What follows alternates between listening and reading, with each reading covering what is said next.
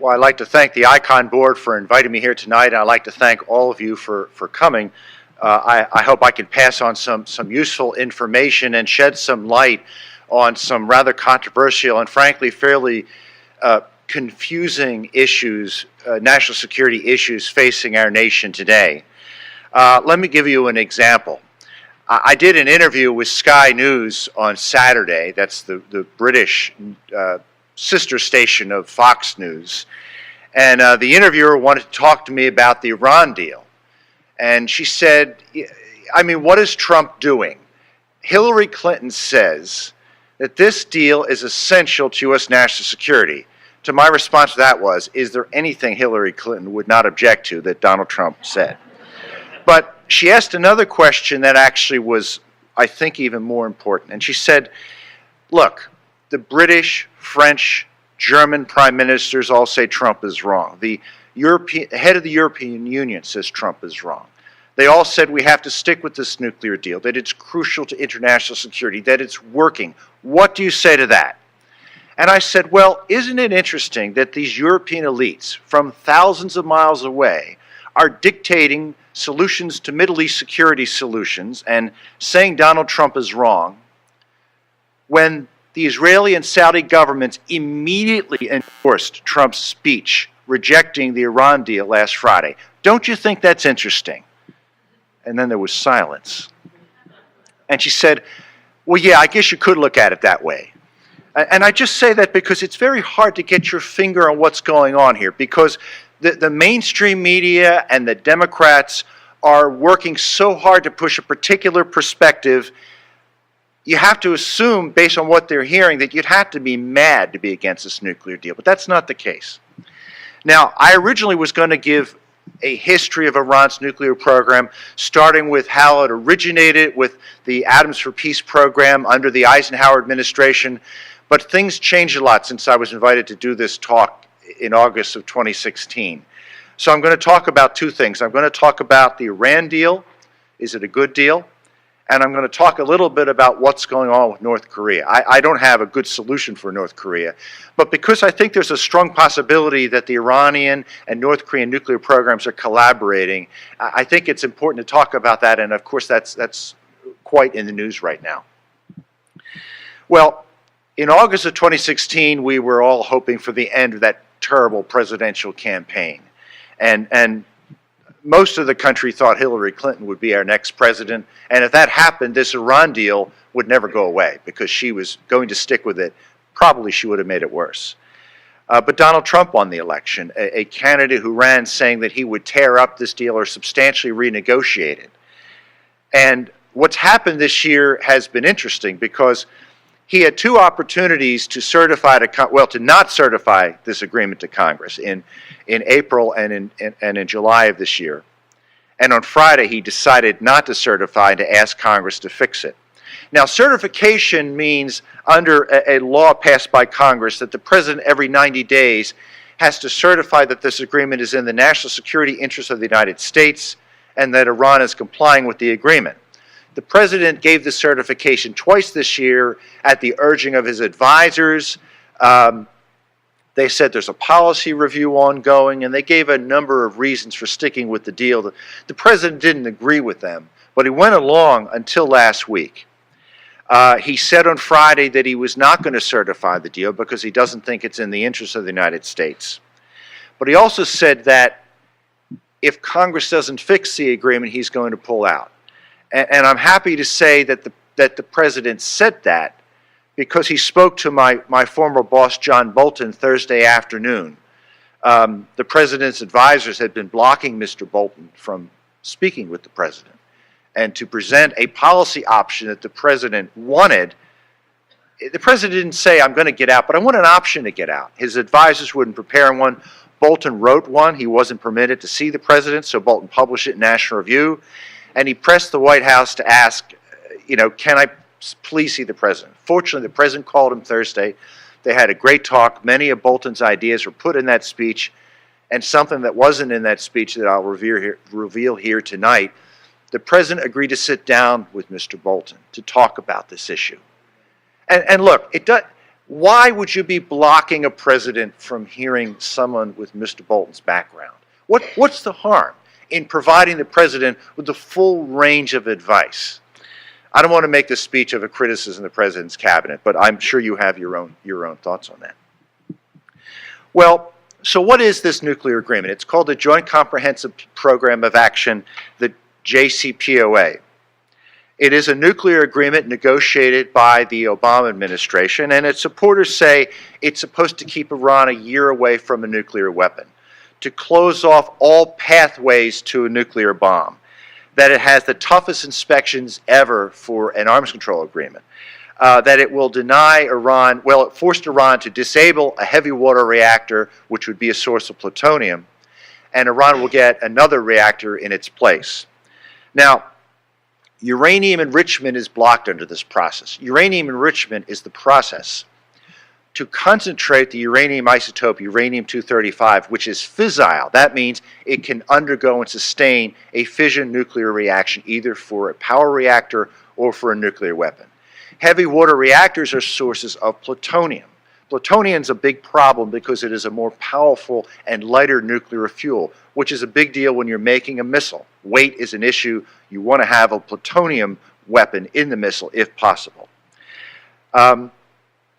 So the amount of enrichment Iran is doing is limited under the agreement. It was operating about 9,000 centrifuges before the agreement. It now has 6,000 operational centrifuges, about 5,000 are active. It has 19,000 in all. None of them were destroyed. Don't believe what the press tells you. The centrifuges that Iran was not using are put in storage. They can be put back in place fairly quickly. However, most of them weren't operational because they're primitive machines. Iran is developing a more advanced design to replace them. Now, the supporters of the deal have also said that, well, this is an international agreement. Trump can't just back out of it because there's other parties who are backing it. And it's front-loaded. Iran got all of its advantages, $1.7 billion in sanctions relief, $400 million in cash secretly flown in the dead of night from Geneva to Tehran to free American prisoners who were really being held as hostages. Iran could retaliate, so we can't back out of the agreement. And Iran is in compliance. That's an argument that we've heard over and over again. And there's a lot of fairly credible people who are making this argument. So you might ask, how can people be against this agreement? This sounds like a pretty good deal. Well, the reason those of us who have opposed this deal is against the deal is because we don't believe it is having any significant effect in affecting Iran's nuclear program, that it has very weak verification, and it has actually caused Iran's behavior to get worse. Now, to get this agreement, the Obama administration had to concede to Iran not just the right to enrich uranium, but to allow Iran to operate a large number of uranium centrifuges. Before the Obama administration, it was the position of the United States and our European allies, Iran can't do this. Iran started this program in secret. Now, Iran's a party to the Nuclear Nonproliferation Treaty. Now, if you're party to this agreement, you're entitled to peaceful nuclear technology. If Iran wanted to enrich uranium, it was bound by a treaty to tell the IAEA, and the IAEA would have helped Iran build these centrifuges. It would have helped Iran with safety, which is a big deal when you're an aspiring nuclear state. The only reason you make centrifuges secretly is to make bomb fuel. That's the only reason you would do that. So basically, since it was done secretly, until Obama, the position was very clear, we're not going to go along with uranium enrichment. The same thing with this plutonium-producing heavy water reactor. It also was begun in secret. The IAEA wasn't informed. These were serious violations of Iran's obligations under a treaty, the Nuclear Nonproliferation Treaty, and other agreements with the International Atomic Energy Agency. Serious violations. There are many more concerning weapons-related activities that Iran engaged in secret without telling the IAEA like it was required to do. Most of these things were revealed early in the Bush administration. And then there's the issue of inspections. It's true this agreement has very tough inspections, but only of declared facilities. There's a process to get access to non-declared facilities, but that process with the appeals processes will take about 50 days, which is more than enough time for Iran to move whatever equipment in these facilities that it doesn't want the international community to know about.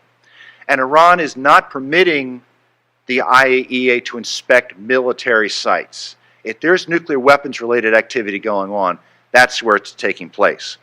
With one exception, Iran did permit inspections of the Parchin military base, and Janie was talking about that a moment ago.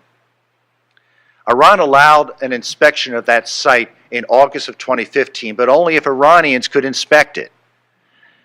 But it gets worse. Now, I worked in the arms control field for a long time, and arms control inspectors have to be neutral. You let them go wherever they want. You let them go places where the host country doesn't think they'll look to find evidence of something that the host country's not supposed to be doing. Iran strictly limited where these inspectors could look, even though they were Iranians. They couldn't look anywhere. They looked inside a building where Iran supposedly was engaged in explosive testing related to the development of nuclear warheads.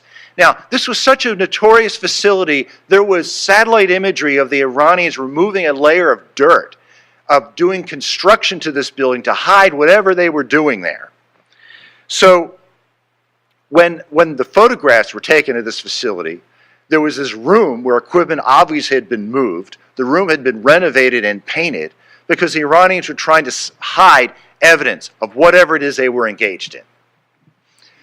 But guess what? They failed.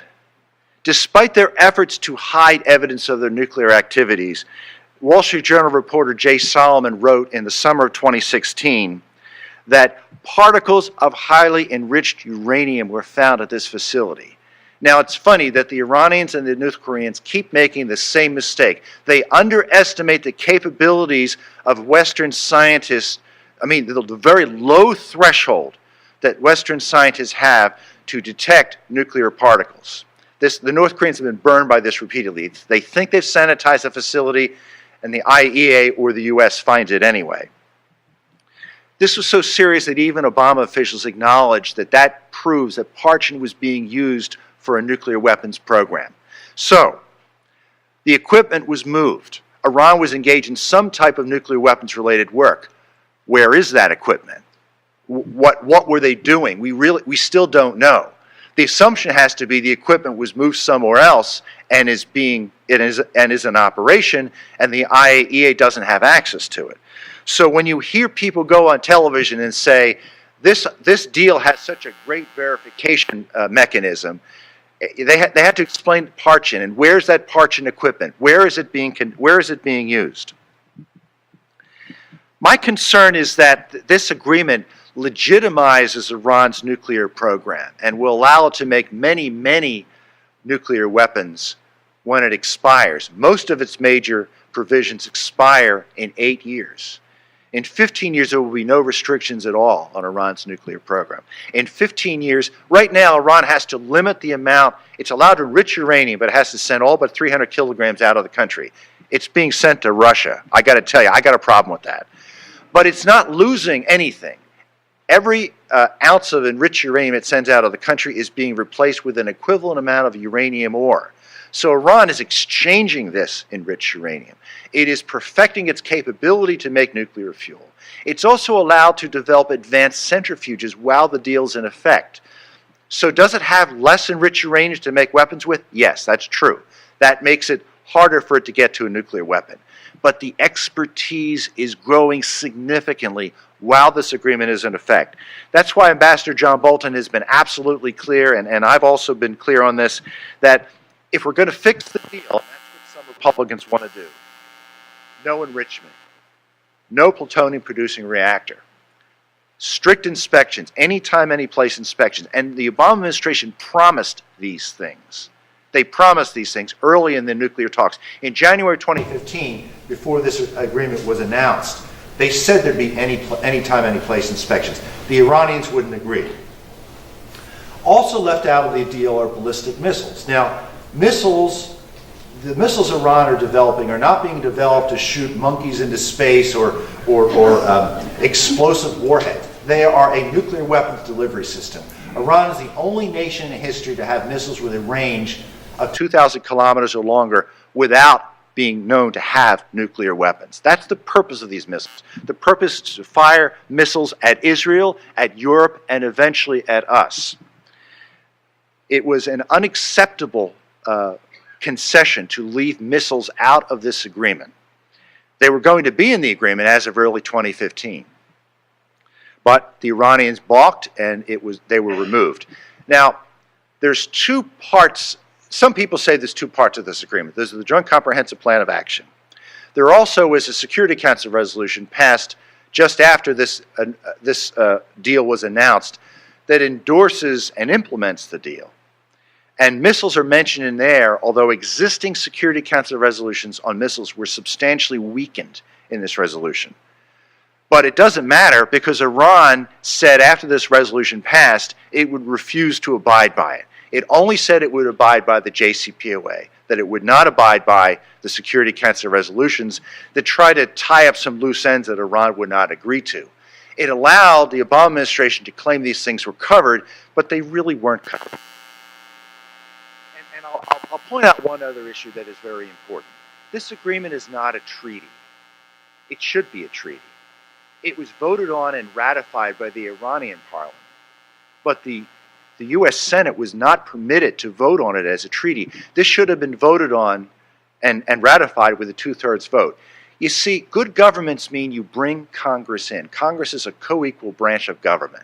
I know it would have been hard to negotiate a nuclear deal with Iran and the Obama administration and work with Congress, but by not even trying to do so, Congress was alienated, and it has contributed to the situation we have today where some Republicans just won't even listen to arguments about this agreement. Congress should have been part of the process. This should have been voted on as a treaty. The Obama administration did send the New START treaty for a vote in the Senate, and it was ratified. It was a difficult process, but it was ratified. European states know very well that the purpose of the way this agreement was written was to get around the Senate, so the Senate couldn't ratify it. There was a vote in the House and Senate. It was a convoluted process to disapprove the deal, in which opponents had to get veto-proof and filibuster-proof majorities. You see, the Constitution says the supporters of a treaty have to get a two-thirds majority in favor. So the Democrats filibustered the disapproval vote in the Senate, so it would not be disapproved. They only needed 34 votes to get this nuclear agreement through this disapproval process, which my friend Andy McCarthy said turned the Constitution on its head. So this is an illegitimate agreement, I think, in every way. It is my hope that there will be serious consideration to fixing the deal as long as we talk about enrichment, as long as we talk about the plutonium process, as long as we talk about verification. I don't see much of a possibility that the Iranians or the Democrats in Congress are going to agree with that, and I'm afraid there are moderate Republicans who probably are not going to agree to it either. A better deal, a better approach, in my opinion, is to kill this deal and to set up a series of other sanctions with our Middle East allies. Israel and Saudi Arabia were completely kept in the dark on this deal. Now, how can we keep the Israelis in the dark on a deal concerning Iran when the Iranians want to wipe Israel off the map? I mean, it was insane.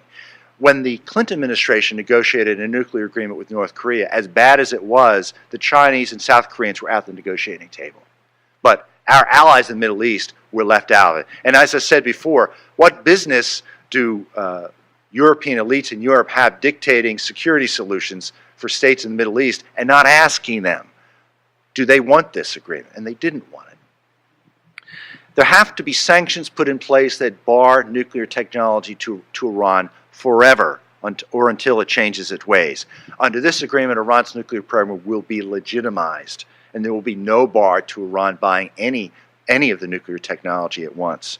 So I just find this very troubling. So that's my take on Iran. And I want to take your questions, but I want to talk briefly about North Korea because it's also in the news, and I'm working on that too. And I didn't prepare slides on Iran because this was moving so quickly. Now, this is to illustrate how large the nuclear test was that North Korea did in September. Now, On the left are all of North Korea's nuclear tests from 2006 through 2016, ranging from half a kiloton to 10 kilotons. On the right are representations of the Hiroshima bomb, which was 15 kilotons, and Nagasaki 21 kilotons. The September 3rd, 2017 test was estimated to be 250 kilotons. Now, North Korea says this was a hydrogen bomb. There's some debate about that. There are trace radioactive gases that are released by hydrogen bombs. The particular gas that indicates a hydrogen bomb hasn't been found yet, at least unless some governments have found it and have kept this classified. But, you know, it doesn't matter if it was a hydrogen bomb or not. A 250 kiloton bomb in the hands of North Korea is horrifying. And whether they have a hydrogen bomb now or not, they are well on their way to getting one. And Donald Rumsfeld wrote a book called Known and Unknowns. You probably read it. It's a great memoir where he talks about various things in government and degrees of certainty. The North Korean nuclear program is what I think Rumsfeld would call a known unknown. We know they have a nuclear weapon, but we don't know the nature of it. They might have a miniaturized nuclear device or devices that could be carried as missile warheads, but we haven't seen evidence that they definitely have one. We don't know whether the devices that the North Koreans have photographed in front of Kim Jong-un are real or if they're mock-ups. We don't know if North Korea has mastered nuclear fusion to set off a weapon like this. We don't know whether they have had highly enriched uranium to fuel their weapons. We're pretty sure their weapons have been fueled by plutonium. But we do know that their nuclear program has made enormous gains, resulting in this weapon, this underground detonation in September. So let's see, get the next slide. Now I want to talk about missiles because missiles are also a major development for North Korea in 2017. Kim Jong-un has been called Rocket Man by President Trump for a good reason.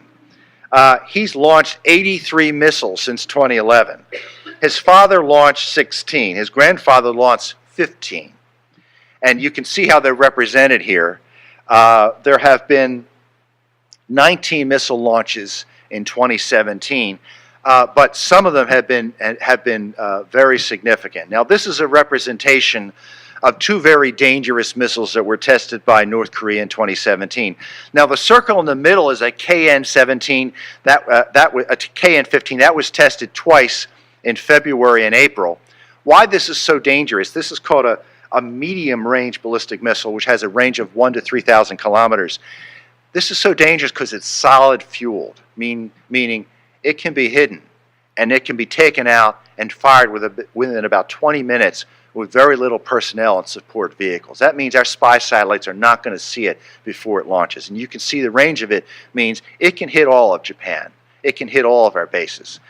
The other missile, the KN-17, was fired about 5 times in 2017, including 2 launches over Japan. Seems to be a missile that the North Koreans are threatening to attack Guam with. This is an intermediate range ballistic missile, meaning a range of 3,000 to 5,500 kilometers. But when you're talking about missiles like this, sometimes it's uncertain to know whether they are really an intermediate range missile or are they actually ICBMs that could fly further. You know, we're guessing at the capabilities of some of these missiles. But the range of this missile was very significant. The fact that most of them were successful was significant. Now, in 1998, North Korea fired a missile over Japan. The Japanese were very angry about it, and until last August, they had avoided firing missiles over Japan. The 2 missiles they fired were fired over the northern Japanese island of Hokkaido, which does not have a large population, but for Japan, this is an unacceptable risk to their sovereignty and safety. There are all kinds of alerts sent to the Japanese population. It is something I think eventually is going to result in the United States attacking North Korean missiles on the launch pad. This is very serious. Now, the KN-17 is liquid fueled, so we would have more advanced notice to shoot at it. The KN-15 is a problem because it is solid fueled. It also has a tracked launcher, which means it can travel over open areas of ground. This means it doesn't have to stick to roads, and North Korea doesn't have many roads, so many paved roads. These missiles are also very fragile. The track launcher allows it to move it to areas where we just making it harder for us to follow. And I have one more slide. This is a slide showing the estimated ranges of North Korea's ICBMs. Now, no North Korean missile has been fired this far. We don't know whether they'll ever reach these distances. But these are the estimated maximum ranges of these missiles. Now, the KN-14 was launched twice in July of this year. It was launched almost straight up into the air over the Sea of Japan. Went higher than the space station and came back down. Went about 1,000 kilometers, I think, in range. But the estimate is that the KN-14, at its full range, could strike as far as the U.S. Midwest. That's the KN-15. You can see the KN-14, the red letters there. There's a similar missile, the KN-20. This was depicted on a poster that Kim Jong-un was seen standing in front of a couple months ago. There also is the KN-08, which North Korea has been working on for a number of years. It is believed to be North Korea's first ICBM. It has not been tested yet. There are some reports that it might have been canceled for technical problems. It is believed to be a multi-stage ICBM that, given the rotation of the Earth, which gives a missile additional range when traveling east, could actually hit Washington, D.C. and New York. Now, does North Korea have a guidance system accurate enough to do this? I think that's an open question. Would these missiles actually be powerful enough to lift a heavy warhead? Even if North Korea is able to miniaturize a nuclear warhead, it's still going to be heavier than a warhead that would be built by the U.S. We just don't know the answers to those questions. But these are the threats that we're looking at right now. The KN-14 really made this more serious because until that missile was launched, and it seemed to be a missile that could carry a heavier warhead. North Korea has launched multi-stage rockets supposedly to lift satellites into orbit, but they probably were not strong enough to lift a nuclear warhead, which would be too heavy. The KN-14 could do that. Probably the KN-20 and the KN-08 could do that also. So I just tell you that to give you an idea of where we are. So how did we get to this position? Well, Donald Trump entered office with quite a threat from the North Koreans, a bigger threat than any president has had in the past. And we know that now from this H-bomb test and from these ICBM tests. And this happened because he followed a president who tried to deal with North Korea using a policy called strategic patience. This was a policy to do nothing. Now, there were several reasons for this policy. First of all, Hillary Clinton, this is documented I think either in her book or in a book about her, did not want too many international negotiations underway, and she wanted to concentrate on Iran. So they didn't want to expend any political capital in North Korea, which they thought would be more difficult. There also was a belief that the Iranian regime might fall. There also was a belief that Iran's nuclear program actually wasn't going to get that far. It wasn't that sophisticated. Now, Iran set off nuclear weapons in 2009, 2013, 2 in 2016. It set off a huge number of missiles during the Obama years. The fact that its technology was advancing was pretty obvious, but the last administration did very little about it. It did pass some UN Security Council resolutions, but it didn't enforce them.